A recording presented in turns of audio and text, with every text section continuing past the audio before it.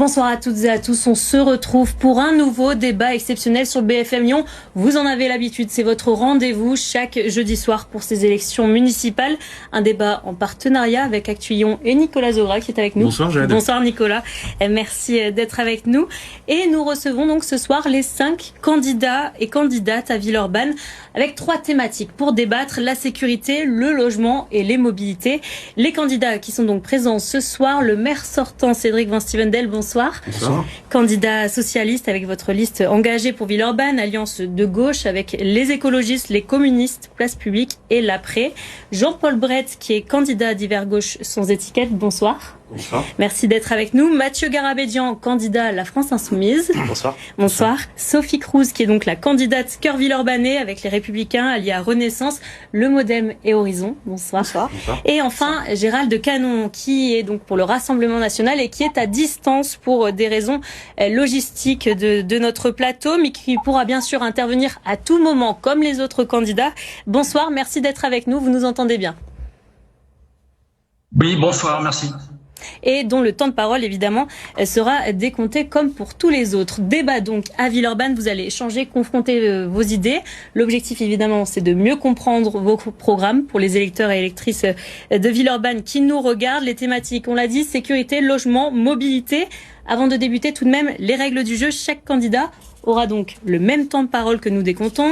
Un tirage au sort a été réalisé pour définir quel candidat prendra la parole le premier. Ce sera vous, donc Cédric Van-Stevendel. Et pour la conclusion également, il y a eu un tirage au sort réalisé dans les règles. Vous savez tout. Nous allons donc pouvoir tout de suite commencer notre débat en parlant de sécurité à Villeurbanne. Nous sommes parvenus à nous procurer les tout derniers chiffres concernant la sécurité à Villeurbanne sur l'année 2025 par rapport à 2024. Et ils sont tous presque en hausse, vous le voyez, à part tout de même, il faut le préciser, les violences volontaires, les vols par effraction qui diminuent également. Par contre, les vols avec violence, eux, ont augmenté de 52%. Le trafic, l'usage et revente de stupéfiants ont augmenté de 56%.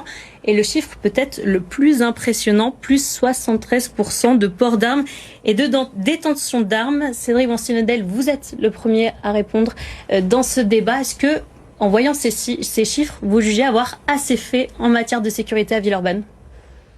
Bonsoir et d'abord merci d'organiser le débat. Ce sera peut-être la première fois que nous serons toutes et tous sur un plateau pour présenter notre programme et je pense que c'est important dans l'exercice démocratique. Donc je vous remercie de l'avoir organisé. Sur la question de la sécurité, c'est pas un sujet que je découvre dès 2020. C'était au cœur du programme politique que nous présentions avec l'ensemble de la gauche parce que la ville, comme d'autres, était confrontée notamment à des problèmes de trafic de drogue avec une évolution dès le début du mandat en fait, puisque au lendemain de mon élection, il y a des premiers tirs sur le quartier du Tonkin avec le début de ce qu'on peut appeler finalement l'installation dans Villeurbanne, mais comme dans beaucoup d'autres villes dans ce pays, du narcotrafic avec des bornes qui sont dépassées sur tous les registres, ceux de la violence, ceux de la présence des armes. Les chiffres que vous avez, moi je ne les découvre pas, j'étais avec le commissaire divisionnaire hier matin pour faire le point sur ces chiffres-là et donc je les confirme. Vous avez des bonnes sources. Moi il m'a fallu 2 ans pour les avoir, je suis content que vous les ayez aujourd'hui, mais en tout cas ces chiffres nous les avons. Et sur cette question de la sécurité, il n'y a pas de satisfecit. Il y a simplement, on a donné à voir qu'il n'y avait pas d'impuissance sur la question de l'insécurité à Villeurbanne. Et on l'a fait notamment sur un quartier au Tonkin, en arrivant à faire en sorte qu'il y ait beaucoup moins de points de deal. Cédric Van-Stevendel, justement, vous dites, on a fait une partie, il y a encore beaucoup de travail, on a vu les chiffres, ils sont pas bons. Qu'est-ce que vous proposez de nouveau dans cette campagne? Si vous êtes réélu, qu'est-ce que vous faites de plus pour la sécurité? Je disais ce qu'on a fait parce qu'en fait on s'inspire de ce qu'on a fait pour la suite. Et ce qu'on a fait, c'est que notamment sur le Tonkin, on a mis des moyens de la police municipale supplémentaires, on a recruté, on a travaillé avec des habitants, un collectif notamment Tonkin Paisible qui a été très engagé et grâce à ça on a obtenu des moyens de renfort de police nationale. Et donc je dis aujourd'hui, vu la situation de Villeurbanne, que pour arriver à traiter Grand Clément, il faut qu'on applique la même méthode. Et donc nous, il faut qu'on recrute plus de policiers municipaux. Donc combien 25 de plus pour arriver à 100 postes créés sur le prochain mandat. Il faut qu'on continue à déployer les caméras de vidéoprotection parce que c'était une demande de l'État pour venir nous accompagner. On est à 400 aujourd'hui, on veut être à 600. Et puis, il faut aussi qu'on ait des renforts de police nationale, notamment sur Grand Clément. Monsieur Brett, vous disiez, au Tonkin, vous reconnaissez que beaucoup de choses ont été faites, vous l'avez dit, monsieur Van-Stevendel. Mais pour vous, il y a d'autres quartiers qui sont aujourd'hui concernés. Le trafic de drogue s'est reporté dans d'autres zones de Villeurbanne. C'est un sujet difficile, hein, je le concède. Moi, je ne fais pas de démagogie là-dessus. Effectivement, quand j'entends Cédric Van Stevendel se vanter un peu des résultats du Tonkin, je l'entends. Et c'est vrai qu'il y a eu des résultats. J'étais au Tonkin dimanche, personne qui nous le dise. Néanmoins, c'est vrai qu'il y a quand même eu d'autres quartiers, et notamment le quartier Grand Clément ou Ferrandière, où j'habite, qui sont des quartiers dans lesquels l'augmentation... Vous dites on a trop traité le Tonkin, ou en tout cas on a uniquement traité le Tonkin et pas suffisamment les autres. Sur le Tonkin, il y a eu des résultats. Je dis qu'ailleurs, il y a eu au contraire des augmentations. Je ne fais pas porter la responsabilité directe à Cédric Van Stevendel. J'ai été maire pendant 3 mandats, donc je sais la difficulté de la tâche. Mais pour autant... Je veux dire, les résultats ne sont pas au rendez-vous sur d'autres quartiers. Voilà, c'est un constat que je fais. Monsieur Brett, vous parlez justement du quartier Ferrandière Maisonneuve, où samedi dernier au soir, il y a eu des tirs d'armes à feu, rue La Fontaine, des hommes qui ont été retrouvés blessés par balle dans les parties communes d'un bâtiment, le pronostic vital engagé. Mathieu Garabédian, avec votre programme, comment ce genre de situation, vous l'éliminez? Comment on fait pour que ça ne se produise plus? Déjà rappeler que le trafic de drogue, finalement, qui concerne Villeurbanne, mais bien d'autres villes en France, il doit d'abord être traité par la police nationale, par la police judiciaire. Et donc, effectivement, moi, je m'associe à toutes les demandes qui peuvent permettre d'avoir plus de moyens sur Villeurbanne pour traiter ce sujet. Ensuite, c'est un sujet complexe, effectivement, mais la ville peut prendre sa part. D'abord sur des questions, notamment d'entrée dans le trafic de drogue, de prévention auprès des jeunes qui peuvent être tentés d'entrer dans ces réseaux. Il faut que nous soyons plus efficaces sur ce sujet-là. Il faut que nous y mettions plus de moyens. Il faut que nous puissions avoir un service de sûreté locale, c'est comme ça que nous l'avons Vous ne dites pas sécurité, c'est l'élément de langage aussi de la France insoumise, c'est sûreté pour vous. Quelle est la différence? La sûreté, c'est la prévention des actes malveillants, la sécurité, c'est plus large. La première des sécurités, c'est d'avoir un toit au-dessus de sa tête, c'est d'avoir un frigo bien rempli, c'est d'avoir une bonne santé. Et donc, évidemment, l'enjeu, quand on parle de ces sujets-là, c'est de parler de droit à la sûreté, qui est un droit fondamental en France. Mathieu Garabédian, est-ce que vous restez sur la position nationale de la France insoumise, qui propose de désarmer la police municipale et d'arrêter le développement de la vidéosurveillance, voire carrément de démanteler l'ensemble du réseau de caméras pour Villeurbanne? Alors, la question de l'armement, elle est pas centrale dans notre programme. Nous, on ne l'aborde pas comme ça. La réflexion qu'on pose, c'est finalement qu'est-ce qui justifie aujourd'hui que nos policiers municipaux se sentent plus en sécurité en étant armés? Là, il y a un problème.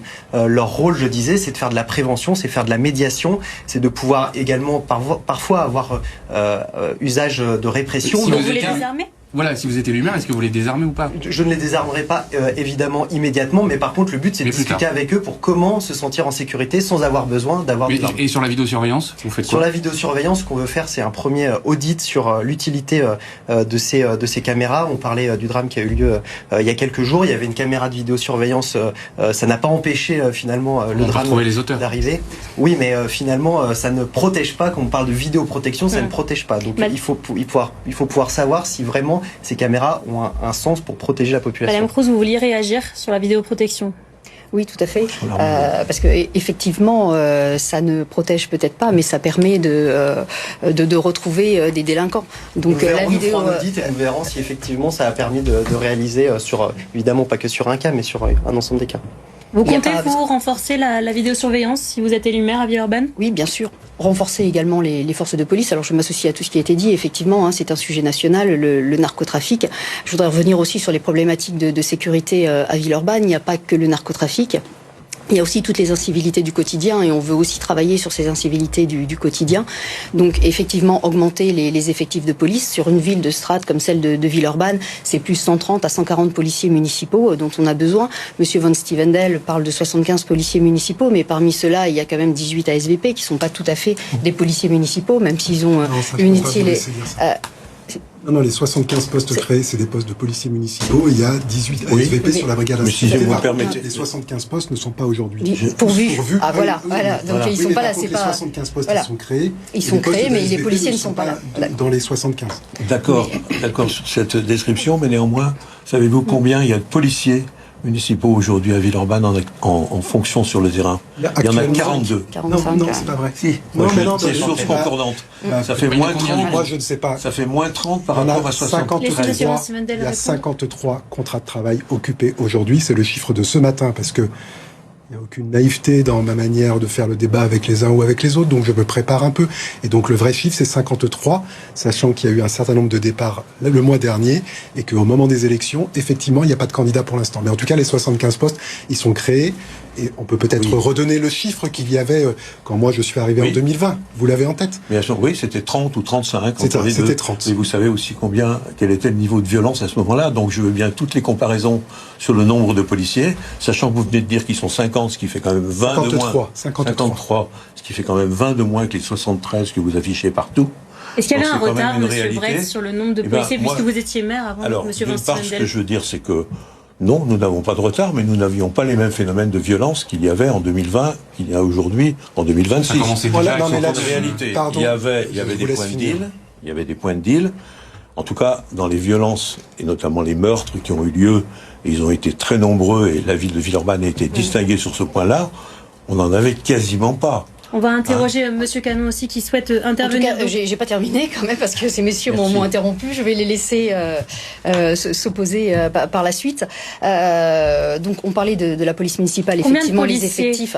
Pour moi, c'est 130 la nécessité. Supplémentaire, donc on atteint les 200. Non, au total. Donc 130 au total et surtout répartis sur l'ensemble du territoire. Aujourd'hui, on a parlé du Tonkin. C'est vrai que des efforts ont été faits et on les constate sur le territoire. Maintenant, les narcotrafiquants s'adaptent à ce qui a été mis en place. Aujourd'hui, il y a beaucoup d'Ubershit, on se fait livrer à domicile, le trafic se fait via les trottinettes, et ça, tout le monde le sait. Vous allez interroger les habitants du Tonkin, ils pourront vous en parler. Donc, effectivement, un gros effort à faire sur Grand Clément, où l'actualité est malheureuse ces derniers jours et depuis plusieurs mois, mais c'est l'ensemble du territoire, les buères aussi sur lesquels il y a du trafic et donc avoir cette vision globale du territoire. Et puis il n'y a pas simplement les forces de police, il y a aussi toute la technologie qu'on peut mettre en place. On était parti sur la vidéosurveillance, donc effectivement, moi je pense que c'est une aide et qu'il faut renforcer la vidéosurveillance. Il faut travailler sur l'éclairage public.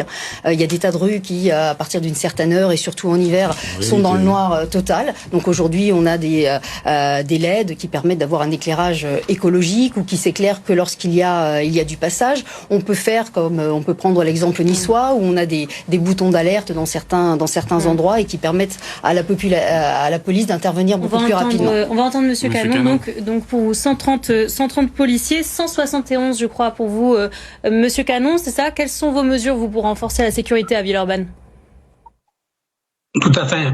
Merci de me donner la parole parce que j'écoute, mais effectivement, alors moi je suis un habitant du Tonkin, donc quand Monsieur Wendel dit que ça a commencé en 2020, c'est pas vrai, puisqu'en fait ça fait à peu près 1 an et demi qu'on est tranquille. Mais enfin, en tous les cas, je confirme que depuis 1 an et demi environ, ça va beaucoup mieux. Nous, c'est très simple, c'est de renforcer la présence policière et la tranquillité publique. Tout d'abord, la police municipale. Donc effectivement, on va recruter une centaine de policiers municipaux pour arriver à 171.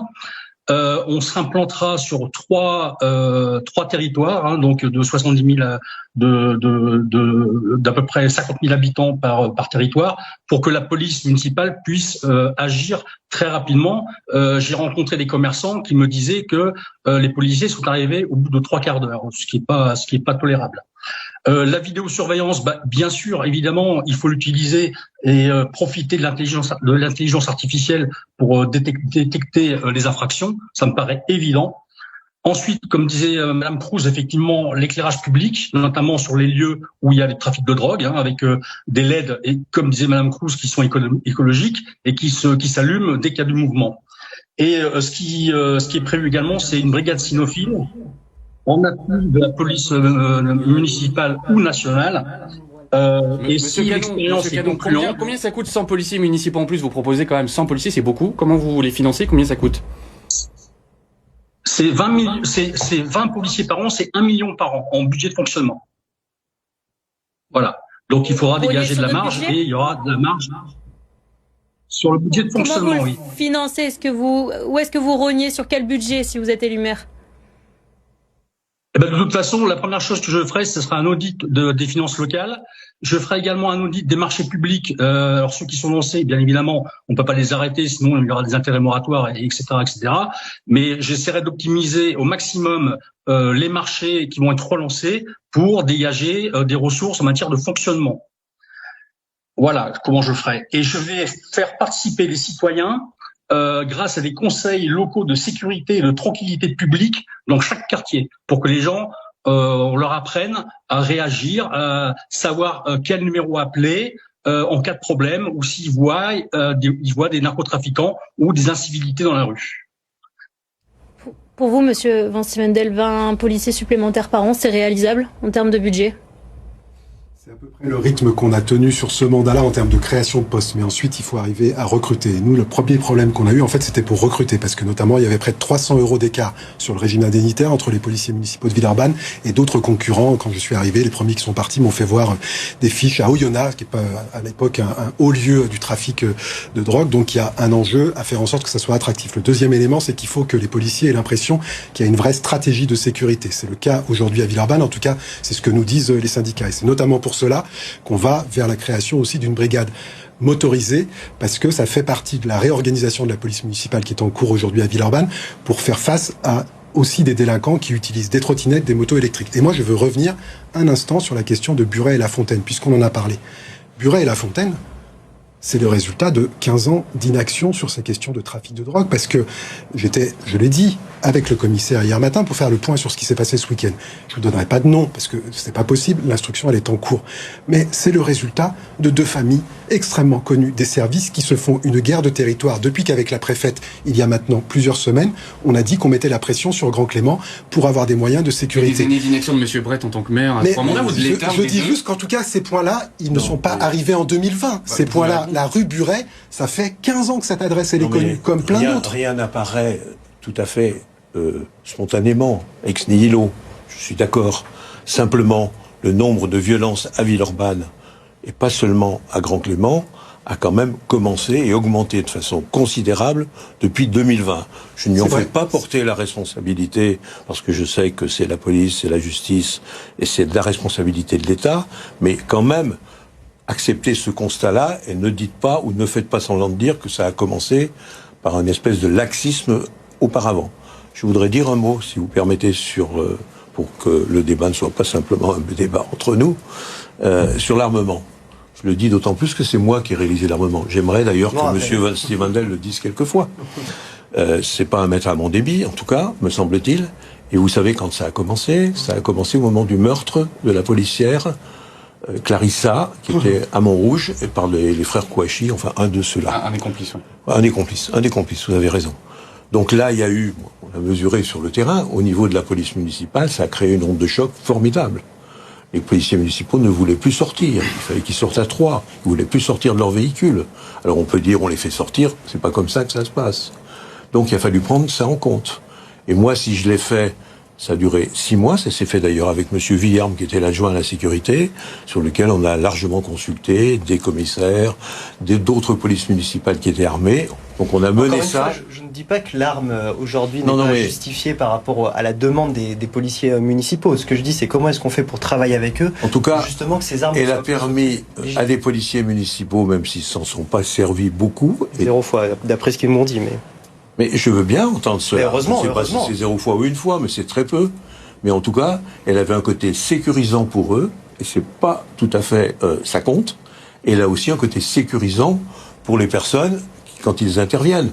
Donc, Monsieur Garabédian, vous le confirmez, vous l'avez dit, la police ne sera pas désarmée si vous êtes élu en mars prochain. Je le disais, le désarmement, c'est pas une fin en soi, c'est plutôt dans quel monde on veut vivre demain. Et moi, j'ai pas forcément envie de vivre effectivement dans un monde où les policiers municipaux se sentent en sécurité parce qu'ils ont une arme létale à la ceinture. Par contre, c'est comment est-ce qu'on construit avec de vivre dans un monde dans lequel les citoyens et les policiers puissent agir en toute sécurité, pour eux, en meilleure sécurité. Un dernier mot, on entend Madame Cruz et M. Camus sur les policiers municipaux. Pour moi, le travail qu'ils font aujourd'hui est effectivement précieux. Moi, ce que je souhaiterais faire, c'est de pouvoir les mettre quartier par quartier, c'est-à-dire qu'ils puissent être affectés à un des quartiers de Villeurbanne, qui puissent être en lien avec les éducateurs de prévention spécialisés, en lien avec les médiateurs de proximité, les médiateurs scolaires, et qu'avec tous ces professionnels, ils puissent justement travailler sur le quartier, sur les besoins du quartier et sur la connaissance du quartier. On disait, il y a un besoin de connaissance du quartier. On va entendre Madame Cruz aussi, qui souhaitait réagir. On vous écoute. Oui, je souhaitais réagir par rapport à l'armement des policiers, où effectivement c'est aussi une sécurité pour nos concitoyens. Il ne vous aura pas échappé qu'on ne vit pas dans un monde de bisounours, et que à partir du moment où les policiers sont formés, parce qu'il faudra aussi travailler, il faut travailler sur la formation des policiers. Et je rappelle que c'est à l'État de gérer la sécurité des citoyens, et vous représentez l'État ici, en tout cas par vos partis. Non, je représente pas l'État. Je suis candidate. Avec Renaissance, le parti présidentiel. Le gouvernement, en tout cas. On précise. Je représente pas le gouvernement aujourd'hui. Vous avez l'étiquette. Non, j'ai pas d'étiquette. Justement, c'est une ville cœur Villeurbanne et on s'est détaché de. Vous avez des à titre alliances. personnel. Oui, alors à titre personnel, j'ai une étiquette, mais notre démarche, c'était de sortir de la démarche des partis politiques et de construire un programme pour Villeurbanne, pour les Villeurbanais, et donc avec énormément de personnes de la société civile. Chacun garde sa spécificité. Mais on a voulu construire à partir des compétences et de l'expérience de chacun.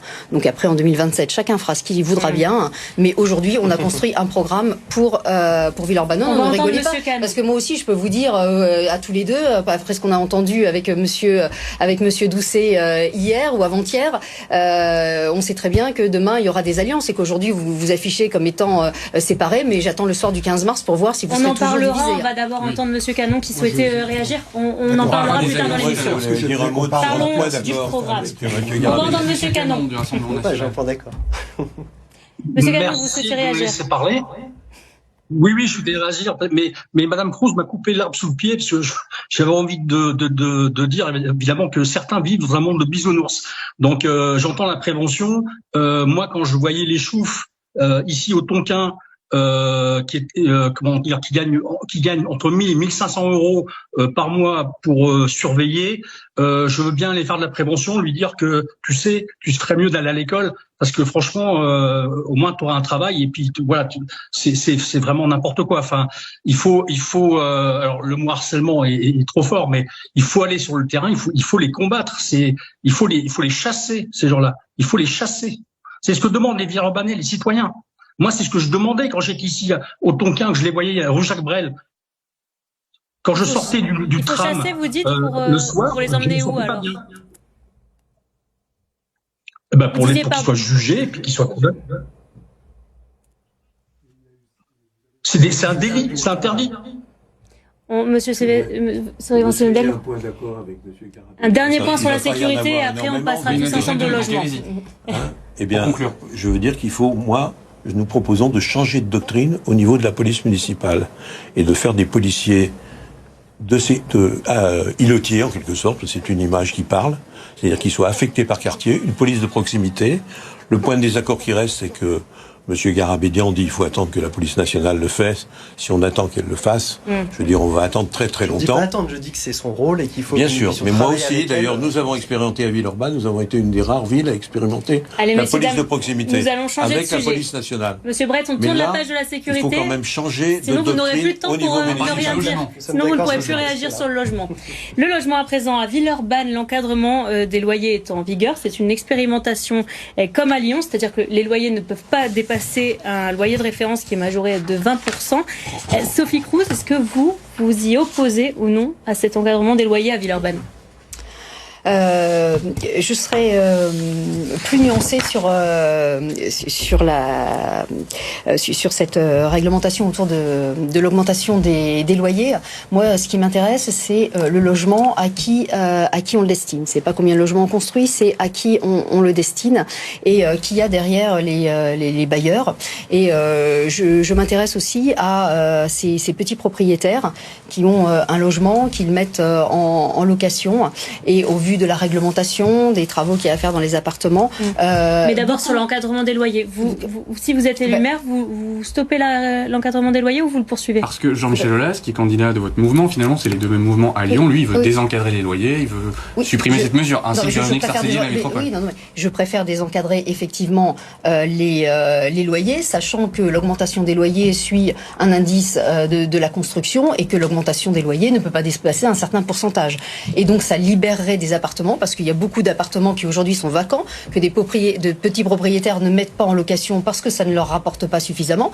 Donc le droit au logement est un droit, mais l'encadrement des loyers a limité l'offre et on sait que la demande est exponentielle et donc ça permettrait d'ouvrir l'offre de logement. Donc vous supprimez l'encadrement des loyers, qui est une mesure présentée pour les locataires qui ont parfois plus de mal à payer leur loyer. Qu'est-ce que vous répondez? Une dernière chose, c'est qu'il y a tellement de dossiers. C'est que le propriétaire qui va louer son logement, il va prendre toujours le meilleur dossier. Donc, la personne qui aurait besoin d'un logement et qui a peu de moyens ne sera jamais choisie parce qu'il y a tellement de dossiers à l'arrivée. Qu'est-ce que vous répondez aux personnes qui, du coup, s'il y a des encadrements des loyers, il peut y avoir des loyers qui sont donc trop élevés à Villeurbanne? Qu'est-ce que vous répondez? Les loyers sont déjà très élevés. Le prix du logement est déjà très élevé à Villeurbanne. Il y a aussi du logement social et on va certainement en parler. On peut travailler sur le logement social. Et vous dites qu'ils sont très élevés, ils pourraient être plus élevés en cas de désencadrement des loyers. Madame Cruz, est-ce que vous répondez quand même quelques chiffres? Le taux de pauvreté à Villeurbanne est très élevé, 21%.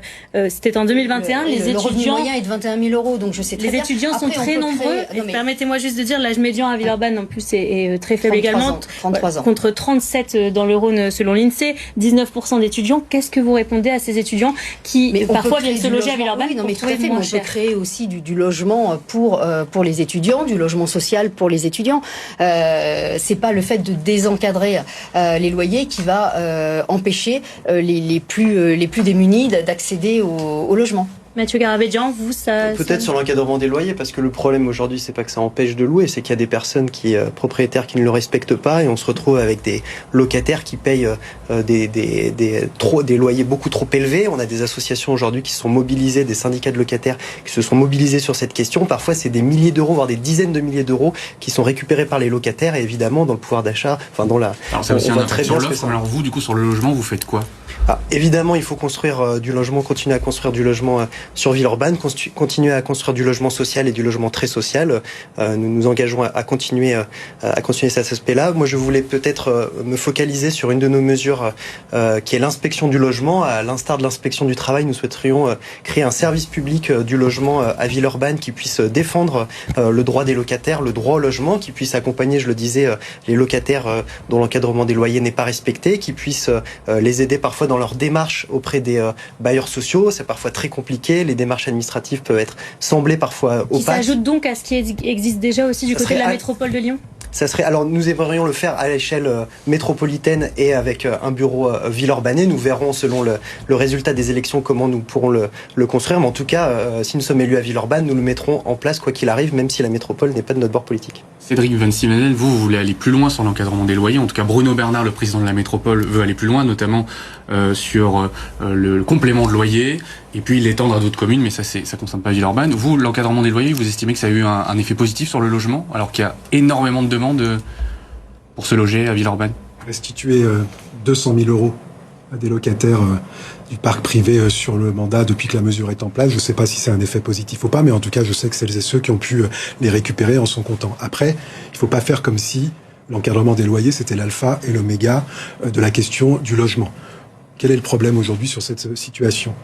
En 1977, pour se loger, vous dépensiez à peu près 17% de vos ressources pour vous loger.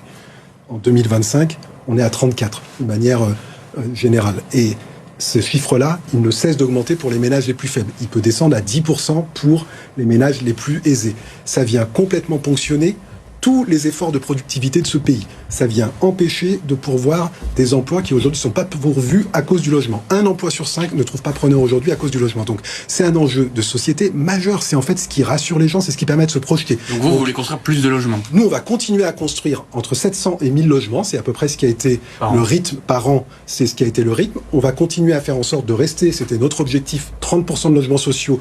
On était à 27,8. On est passé à 30. C'était un objectif et c'est pas du tout une critique sur ce qui s'est passé. Au-dessus justement de ce qui est demandé par la loi. La loi SRU, c'est 25 et l'équipe précédente était déjà au-dessus. Simplement, nous, ce qu'on a dit à Villeurbanne, au regard des chiffres que vous venez de réévoquer sur le taux de pauvreté, sur le revenu médian, il nous semble que 30%, c'est un bon critère. Et donc, nous l'avons obtenu, donc on va le maintenir. Mais on veut aller plus loin et je finis juste là-dessus. On veut aussi s'adresser aux classes moyennes.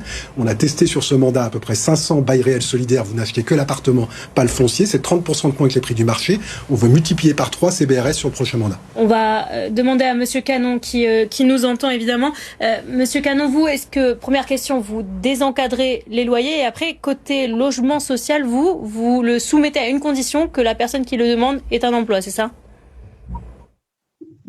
C'est facilité, puisqu'on peut pas interdire effectivement quelqu'un qui a pas d'emploi de demander un logement. C'est faciliter l'accès au logement pour les jeunes, les familles et les travailleurs. Concernant l'encadrement des loyers, Écoutez, je suis un peu mitigé, j'ai pas d'avis tranché. Tout ce que je sais, c'est que effectivement, si moi j'étais propriétaire et que je mettais en location et qu'on me demandait de baisser le prix, ben je ne l'aurais pas. Donc, je pense que c'est un effet c'est un petit peu l'effet pernicieux, une des conséquences. Mais j'ai pas d'avis réellement tranché. Les deux sont bien en fait. Concernant les logements sociaux, oui, c'est extrêmement important. Moi, ce que je souhaiterais, c'est que les gens qui souhaitent acheter leur logement HLM puissent le faire après une quinzaine d'années à peu près d'occupation, à condition que la personne se soit correctement comportée, payer les loyers, respecter le voisinage, enfin voilà, les gens normaux. Eh bien, à ce moment-là, effectivement, au bout de 15 ans, j'achète mon logement, je ne dépense pas plus que mon loyer, donc c'est du gagnant-gagnant. Voilà, et concernant l'installation, moi, je pensais faire une espèce de un passe-logement, c'est-à-dire un prêt à taux zéro pour que les gens puissent payer les déménagements, payer une caution et un premier loyer. Voilà. Et ça serait également aussi, on pourrait imaginer une caution municipale pour les jeunes travailleurs qui souhaitent également s'installer. Voilà les mesures. Donc sur l'encadrement des loyers, pas de réponse. En tout cas, les Villeurbanais et Villeurbanaises ne savent pas si vous le maintiendrez ou non en cas de victoire. Jean-Paul Brett, votre position vous, sur l'encadrement des loyers à Villeurbanne? On vous écoute justement. Je suis pour l'encadrement des loyers. Donc vous le maintenez. Voilà, je ne dis pas que c'est une solution l'alpha et l'oméga, mais je pense que fondamentalement, c'est une bonne mesure. Et en termes de logements sociaux, est-ce que en vous termes de logements sociaux, la le fait d'être arrivé à 30%, c'est très bien. Cédric Van Stevendel l'a dit, c'était 27. L'effort continue. Je pense que maintenant, on doit rester à ce niveau-là, parce que sinon, on va à des concentrations trop importantes, sachant que déjà dans certains quartiers, c'est beaucoup plus élevé, et dans d'autres, ce l'est moins. Donc, le problème est plutôt d'homogénéiser, en quelque sorte, au niveau de la ville. C'est long, c'est compliqué, mais c'est vers cela qu'il faut tendre. Mathieu Garabédian, vous êtes un tout petit peu en retard. Quand on entend 30% de logements sociaux sous le mandat de Cédric Van Stevendel, qu'est-ce qui ne vous convient pas, puisque vous êtes aujourd'hui candidat? Il faut le préciser, vous étiez adjoint de Cédric Van Stevendel et vous signez par ailleurs en 2022, c'était le portrait socio-démographique de Villeurbanne où on parlait justement du logement. Qu'est-ce qui ne vous convient pas aujourd'hui dans ce bilan pour que vous vous portiez candidat? Aujourd'hui, je pense qu'on peut dépasser les 30%. Je rappelle quand même que 70% de la population peut avoir accès à un logement social. Donc en soi, on pourrait très bien imaginer que 70% 70% de la ville, si on avait une répartition homogène de la sociologie, pourrait être habité dans un logement social. Donc de ce côté-là, pour moi, il n'y a pas de problème. L'enjeu dans nos villes aujourd'hui, on disait, c'est la spéculation foncière, le prix toujours plus élevé des appartements. Et donc il faut que la puissance publique puisse devenir propriétaire de patrimoine sur Villeurbanne le maximum possible pour avoir un contrôle sur la spéculation, comme je le disais. Plus de logements sociaux, Madame Crous. Aujourd'hui, on est à 24 000 à peu près. Oui, tout à fait. Moi, je suis d'accord avec Monsieur Van Stevendel sur la poursuite de la construction de logements. Vous m'avez interrogé sur l'encadrement des loyers, pas sur le logement social. Effectivement, on peut loger des personnes qui sont dans la précarité dans du logement social. Après, encore une fois, à qui s'adresse ce logement social? On parle souvent de la très grande pauvreté et il faut effectivement loger les personnes les plus démunies. Mais moi, je voudrais m'intéresser aussi aux classes moyennes, ceux qui se lèvent le matin pour aller travailler. Le salaire médian en France, c'est 1 700 €. Avec 1 700 €, il est très difficile de se loger. Donc, c'est permettre l'accès au logement aussi à ces personnes. Et effectivement, attendez, j'ai pas fini. Je vais vous répondre. Et effectivement, une des solutions, c'est ce dont Monsieur Van Stevendel vient de parler, les baux réels solidaires qui permettent une accession à la propriété. Si, il en a. J'allais en parler, mais je n'avais pas entendu en parler, mais nous sommes d'accord.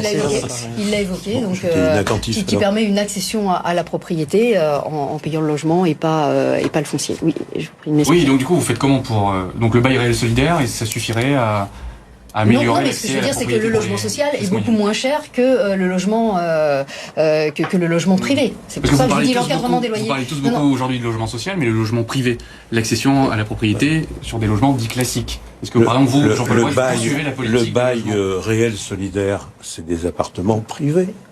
C'est un peu subventionné. Alors, c'est pas tout à fait ça, c'est-à-dire simplement en logement social, que les personnes, c'est pour ça que les personnes achètent leur logement, mais elles ne sont pas propriétaires du terrain. Ce qui évite la spéculation foncière au moment de la revente. Mais autrefois, des gens qui ont acheté des appartements en disant un certain prix et qui, 3 ans après, du fait d'une conjoncture différente, ont fait ce qu'on appelle la bascule. C'est-à-dire qu'ils ont pu les revendre beaucoup plus cher. Et surtout, ça permet, et Cédric Vinci-Vandel ne me démentira pas, ça permet d'avoir des logements qui sont beaucoup plus accessibles au niveau du prix. Vous semblez très d'accord sur le plan des logements, en tout cas, avec M. Vinci-Vandel. Quelle est la différence alors? Vous êtes candidat face à lui. Oui, il est candidat face à moi. Voilà. Moi, je suis aussi un maire sortant. Je suis sorti un peu avant. Vous étiez maire sortant et vous aviez, il faut le préciser aussi pour les téléspectateurs, vous aviez adoubé Cédric Vinci-Vandel comme dauphin. Et vous le regrettez aujourd'hui publiquement? Oui, je le regrette globalement. Voilà. Mais je peux aller plus loin puisque j'étais président d'Est Métropole Habitat et j'ai recruté Cédric Vinci-Vandel comme directeur. Donc nous avons bien travaillé ensemble et nous avons partagé un certain nombre des objectifs de politique du logement. Donc il n'est pas très étonnant qu'aujourd'hui, sur ce plan-là, ils n'ont pas de désaccords fondamentaux. J'en ai un, si vous me permettez de l'évoquer. Il sort un peu du cadre. Il y a à Villeurbanne un bailleur social historique qui est la Société villeurbanaise d'urbanisme, qui a construit les gratte-ciel, 140 logements, ou je sais plus combien, 1400, pardon, j'ai oublié un zéro, voilà, qui aujourd'hui a élargi ses missions.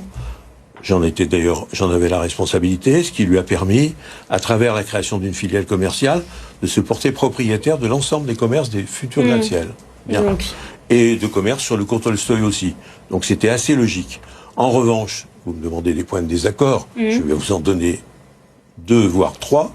C'est qu'aujourd'hui, alors je vais aller vite, c'est qu'aujourd'hui la SVU, non seulement a élargi ces missions-là, ce que j'approuve, mais quand elle intervient dans le cadre de l'éventuel agrandissement de l'Astrobal pour la transformer en salle de spectacle, je ne suis pas d'accord, je pense que ça sort des clous.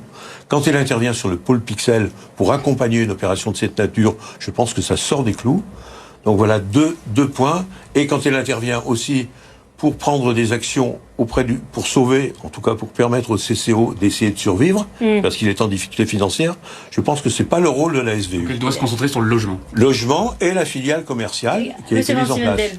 En fait, ni Jean-Paul Brett ni moi ne siégeons dans le conseil d'administration de la SVU, qui a des nouveaux actionnaires avec la Banque des Territoires, avec Action Logement, et je veux juste préciser un peu le propos. C'est Mme Touvenot, c'est la première adjointe qui dirige la SVU. Il y a d'autres actionnaires qui aujourd'hui ont validé des positions. La première position, c'est de ne pas aller sur l'Astrobal. Donc, ça vous rassure peut-être. Ça me rassure. En tout cas, c'est la position du côté. C'est ce que vous aviez proposé.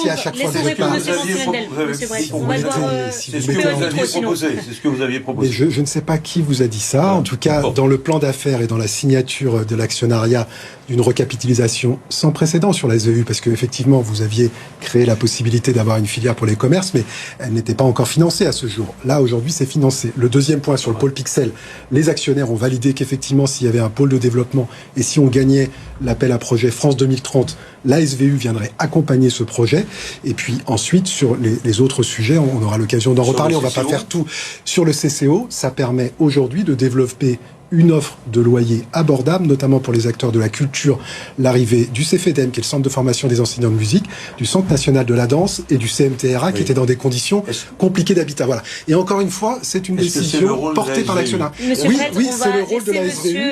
En tout cas, c'est le rôle que les actionnaires ont choisi de donner à la SVU, de développer des mètres carrés abordables pour des acteurs de l'économie, mais qui ont besoin de soutien public. Juste en un mot, des mots très forts de M. Brett. Je regrette d'avoir adoubé M. Vinci-Vandel à ma suite. Ça vous touche ? Mais bien sûr que ça me touche.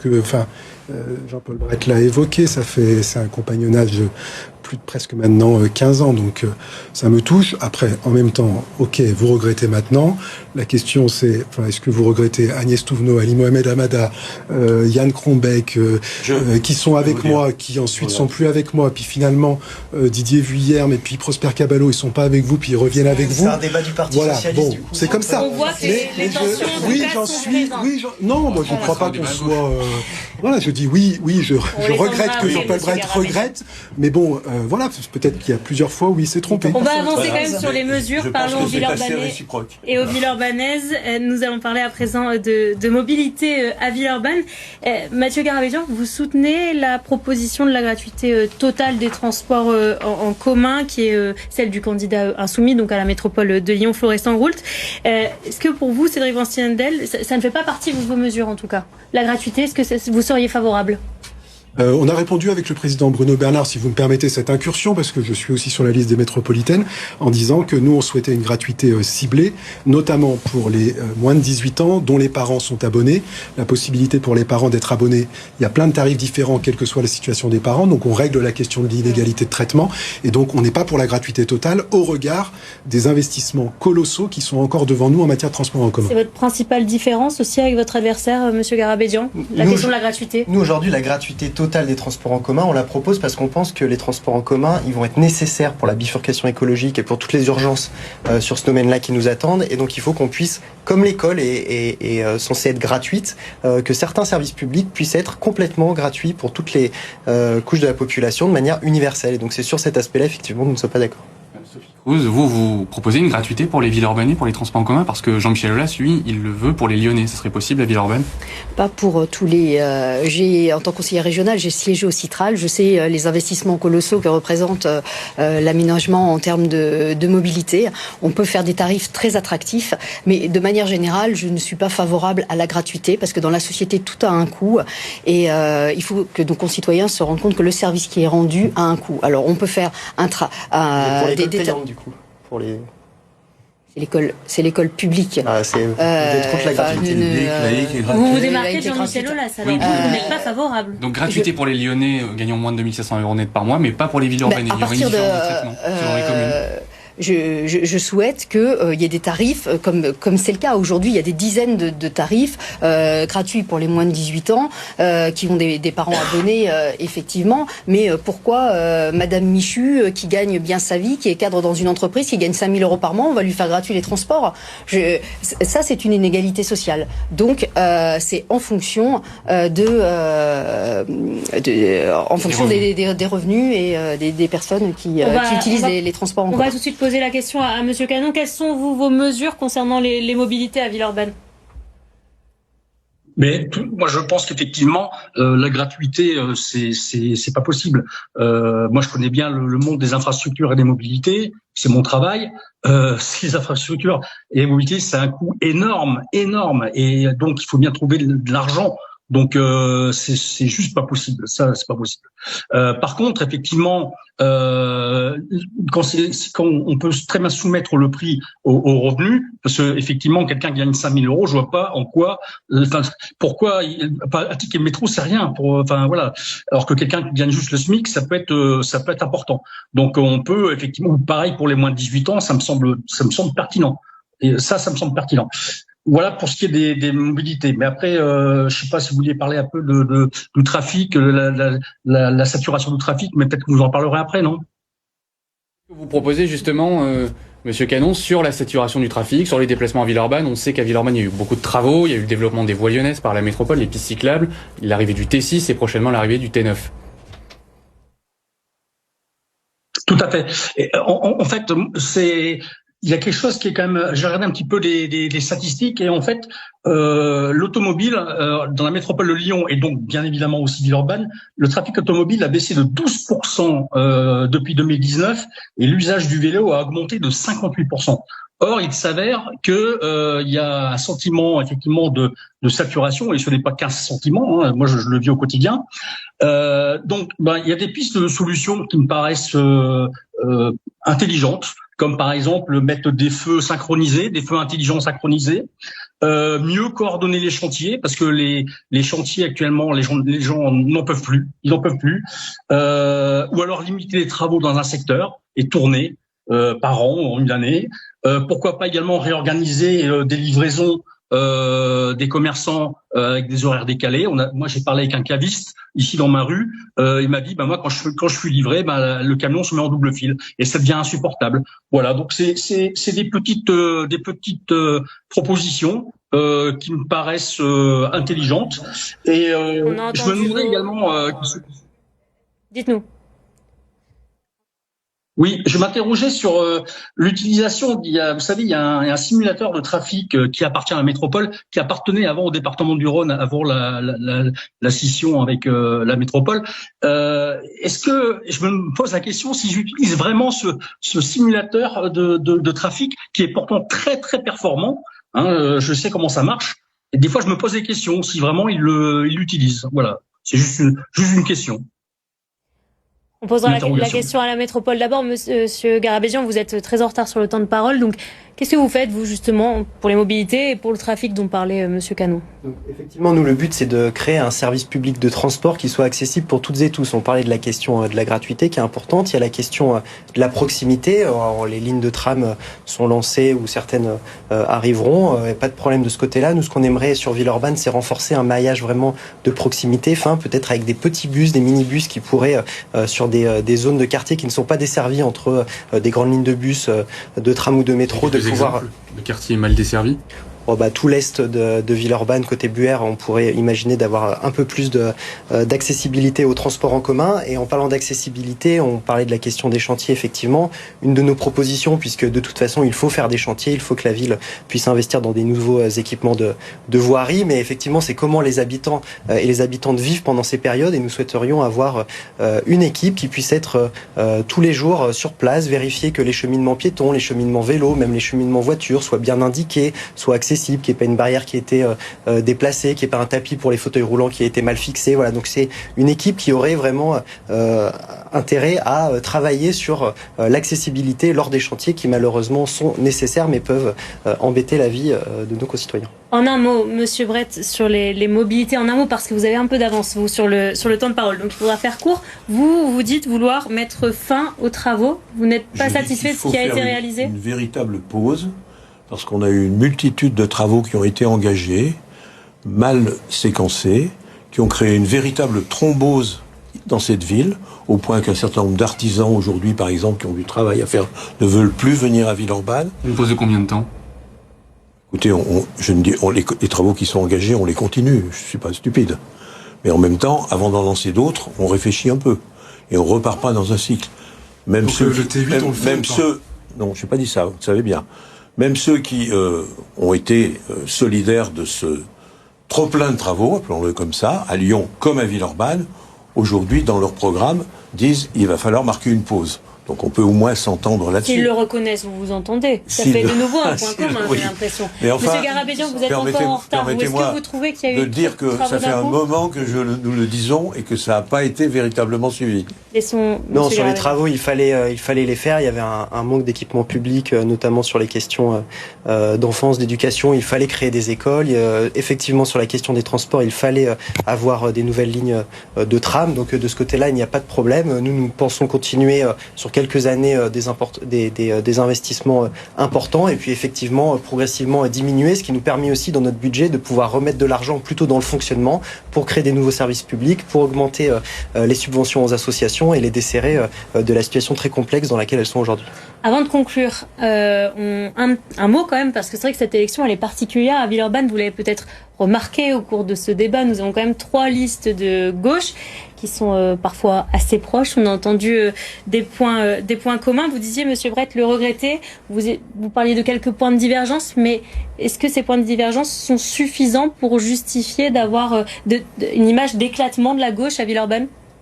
Oui, sinon je n'aurais pas été candidat. Mais vous savez, j'ai parcouru la ville, je la parcours d'abord depuis de nombreuses années. Je l'ai parcouru un peu plus depuis la candidature que j'ai eue aux élections législatives contre Gabriel Amar, où j'ai perdu de peu, malgré le soutien de Cédric Van Stevendel, très fort à Gabriel Amar, donc ils sont ensemble. Ça vous a vexé, ce soutien? Vexé, non, je suis pas vexé, mais j'ai trouvé qu'il était démesuré, et j'ai pensé qu'il aurait pu s'en tenir, d'être un peu plus modéré. Ça vaut le coup de vous présenter à Alors, Madame c'est pas la Cruz, seule, non mais c'est pas, vous me posez la question, laissez-moi y répondre, c'est pas la seule réponse, c'est effectivement une grande partie de la politique municipale qui a été menée, c'était la gabegie financière des premières années de mandat, suivi par un excès de vitesse, et puis ensuite un coup de frein qui a conduit, alors je reprends ce qu'a dit Monsieur Brett, on va devoir terminer, Garabédian, sinon vous allez avoir avec beaucoup trop une d'avance. baisse drastique au niveau des associations. Madame Cruz, de voir 3 listes de gauche face à vous, est-ce que c'est une aubaine finalement, une opportunité parce qu'il faut le dire, Villeurbanne est un bastion de gauche en tout cas, est-ce que pour vous c'est le moment où la bascule peut se produire avec cet éclatement de la gauche? Je me permets d'ajouter, est-ce que vous pourriez vous entendre avec monsieur Brett au second tour? Monsieur Brett, de toute façon, a exprimé hier le fait qu'il ne voulait pas s'associer avec nous, et puis il y a pas non, j'ai pas dit ça. Moi, je ne suis pas socialiste, et donc j'ai pas de raison de m'associer avec. Vous n'avez pas d'étiquette, vous avez dit tout de même. Non, je n'ai pas. Non, j'ai pas dit ça. Ma liste n'a pas d'étiquette. Oui. On Vous est êtes une LR, liste, mais vous n'avez pas d'étiquette sur la liste. Enfin, la liste non, mais dans la liste, il y a des horizons, il y a beaucoup de gens de la société civile qui ne voulaient pas être étiquetés. En fait, on a construit un programme pour Villeurbanne, on a construit un programme local. Donc, chacun arrive avec ses spécificités, ses compétences, son expérience. Et on a proposé, à partir des rencontres qu'on a fait sur le terrain avec les Villeurbanais, on a construit un programme. Je ne peux pas dire que ma liste est étiquetée LR, alors que j'ai des Renaissances, j'ai des Horizons, j'ai même certains qui viennent même du Parti Socialiste. C'est pour ça que vous pourriez vous entendre, du coup. Non, mais... non, ça n'est pas. C'est non. Ça, mais est-ce que c'est une aubaine alors? pour Trois moi listes aussi, de Mais gauche. la question, voilà, monsieur veut pas non plus, mais il est fort sympathique au demeurant. Hein, mais Donc trois listes de gauche, pour vous, c'est l'occasion à saisir. Il ne faut pas se moquer des électeurs, il ne faut pas les perdre. On peut pas dire aujourd'hui tous ces messieurs là sont opposés. Demain, aujourd'hui, monsieur Van Stevendel, monsieur Garabédian travaillent ensemble. Et justement, donc, à ce propos, aujourd'hui, monsieur Garabédian se présente contre. Donc moi, je veux pas me moquer des Eh électeurs. bien, je vais posons-lui pas la leur- question, monsieur je vais pas leur Garabédian. mentir. Madame Cruz Nous l'a avons dit, on présenté- l'avait déjà dit, vous travailliez avec, vous étiez l'adjoint de monsieur Van toujours, Stevendel. oui. Vous êtes toujours l'adjoint, effectivement. Et vous avez choisi tout de même de partir seul pour la France Insoumise, qui s'inscrit aussi dans une stratégie nationale. Vous ne regrettez pas aujourd'hui quand vous voyez que vous êtes trois autour de la table? Non, mais alors déjà dire qu'effectivement nous saurons prendre nos responsabilités si la droite avait une chance de remporter la ville, ça je le pose Qu'est-ce que déjà ça veut pour dire? commencer. Ça veut dire que selon la personne, en tout cas nous avons dit que si nous étions en tête, nous ouvrirons les portes pour la liste de Cédric Van Stevendel pour créer une union qui permettra à d'autres candidats si le cas pouvait se produire de remporter Et la ville. l'inverse, rejoindre monsieur Van Stevendel? Bah, il l'a pas proposé, donc Si c'est moi. Est-ce que vous le Vous m'avez pas proposez, proposé, monsieur donc. Van Stevendel? Ça y est, j'ai le droit de dire ce que Vous je pouvez pense pas vous vraiment avant que les opposer. autres aient tous fait. Est-ce En que un mot, peut-être parce qu'on arrive à la fin de peut-être pour l'émission, terminer sur la France très Insoumise, court. nous avons décidé de présenter une liste parce que effectivement, nous pensions que nous avions des idées à défendre qui représentaient les idées de la France Insoumise. C'est important aussi que les électeurs puissent avoir à chaque élection un bulletin qui corresponde à leur pensée politique. Donc en cohérence, nous voulons proposer à cette élection au premier tour un bulletin France Insoumise. Et par ailleurs, ce n'est pas un secret que nous avons eu des désaccords effectivement au niveau national entre le Parti Socialiste et la France Insoumise, mais qui ont des réalités très concrètes sur Villeurbanne.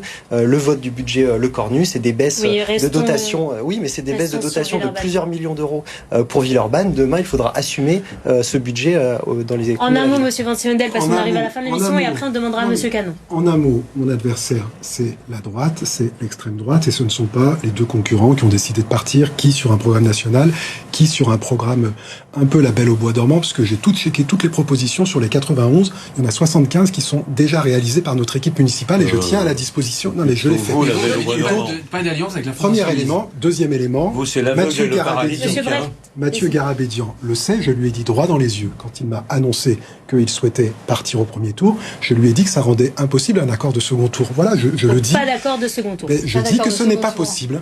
Très bien, nous allons poser maintenant à présent la question à monsieur Canon. Monsieur Canon, le Rassemblement national, en 2020, c'était moins de 8% à l'élection municipale. Est-ce que vous pensez qu'un jour le Rassemblement national, peut-être à cette élection, pourra faire un score qui pourrait se maintenir?